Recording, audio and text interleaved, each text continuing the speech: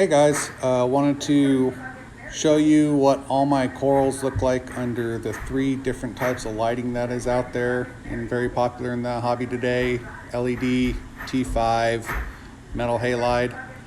So we're going to go through several different types of coral. So hang with me here. We got a bunch of different corals we're going to see, and we're going to see them under all 3 different lighting aspects, as well as we'll talk about a couple of the pros and cons of each light.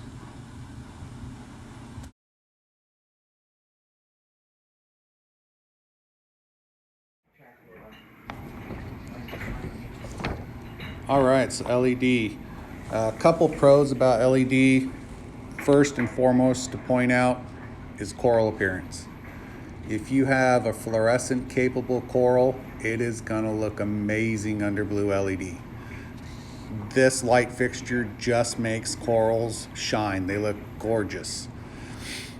Also, lifespan of the bulbs, 5 to 7 years, depending on how many hours a day you want to run it. And then for those of you that are interested in having a adjustability to your intensity, this fixture is going to allow you to do it. You can adjust your intensity up and down. You can program in thunderstorms, different things like that on a lot of these fixtures. From a negative side, shadowing, spotlight effect. So there is a lot of shadowing that's created with these guys, especially if you put them pointing straight down. That's why a lot of hobbyists will angle their LED lights in order to get rid of that shadowing and reduce dead spots on the underside of corals, as well as spotlight effect. So the reflector inside, if you get a narrow one, you can end up with some spotlight effect, but if you get wider dispersion ones, you're going to decrease the intensity. So you got to play that game of what's actually going to be the best for your system, depending on what you like and what you got in there. And you'll have to adjust the intensity based on the angle of your reflector.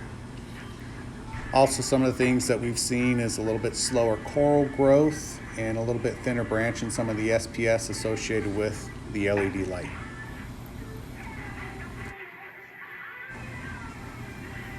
All right, so enjoy the next minute or so of all my different corals under the LED, and then we'll move on to T5.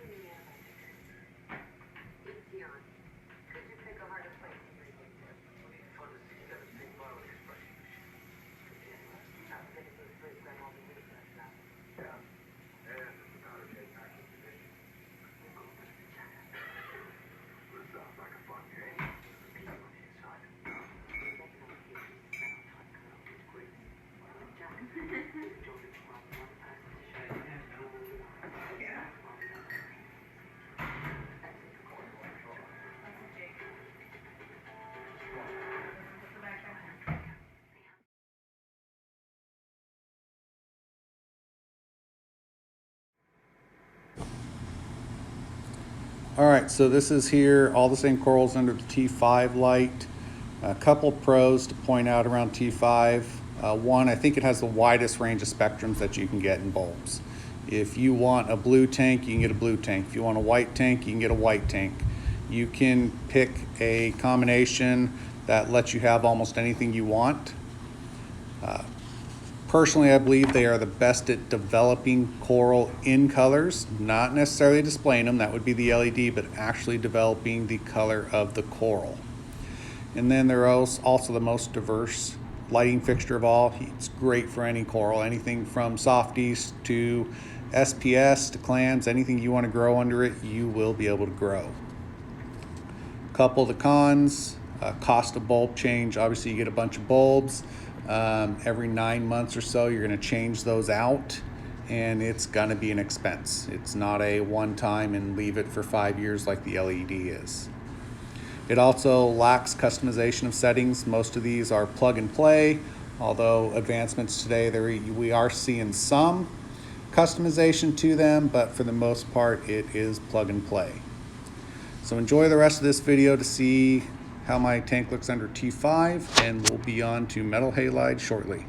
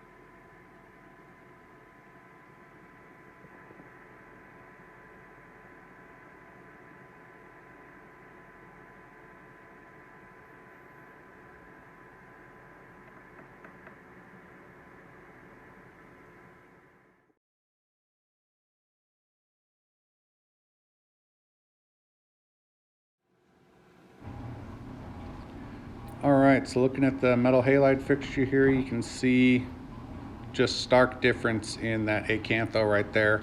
It looks very different from what it looked like at the start of this video. But a couple pros for metal halide. Best for coral growth and thickness. You are going to grow corals the fastest under this light. It mimics the sun, and it just does great. Corals love it. Corals grow. You get a nice crisp appearance. You get that shimmer appearance. So it does have some positive aspects to its appearance as well. But coral growth is the #1 reason people go for this light. Back in the day, it used to be metal halide. People would have 400 watts over their tank, and they were just pumping it out. Nowadays, not quite so much. People have moved a lot more to blue. There's a lot of research out there that talks about corals actually having more blue light than they do white light in the natural reef, with the water filtering out a lot of that white light. But nonetheless, this light grows coral. Couple of the cons, it does create heat, and that's something that you have to deal with. I've never created enough heat to have to run a chiller. I generally run fans to cool the top of the tank as well as the fixture itself. Even though it has a built-in fan, it's just not enough to keep the heat down. It's also the highest cost to run with bulb and electricity replacement. Bulbs are expensive, and it does chew up some electricity. There's also a low spectrum availability, so when you're looking at different spectrums of bulbs, you're not going to have a ton of options with metal halide. You're going to get a pretty similar appearance out of most of the bulbs.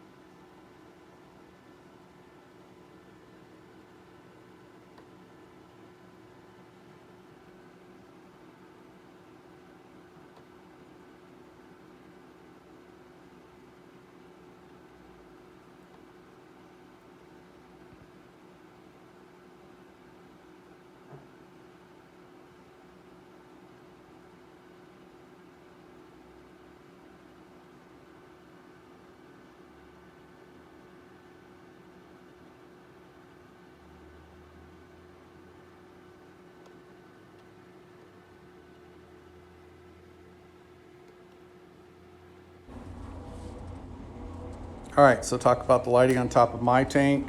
I've got a Reef Brite blue XHO strip.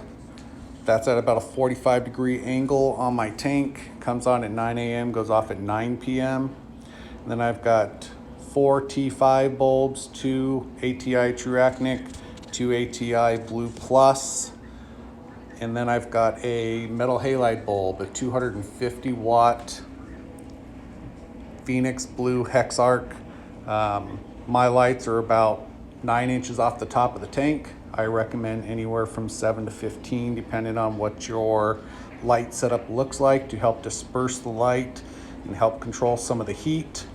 I do have my T5 and Metal Halide straight down and my LED at a bit of an angle. And I do pump a lot of blue into my tank, obviously, as you can see from my bulb setup. Hope this helps, guys. If you have any questions, shoot it in the comments. Give me a like and a subscribe to see more content.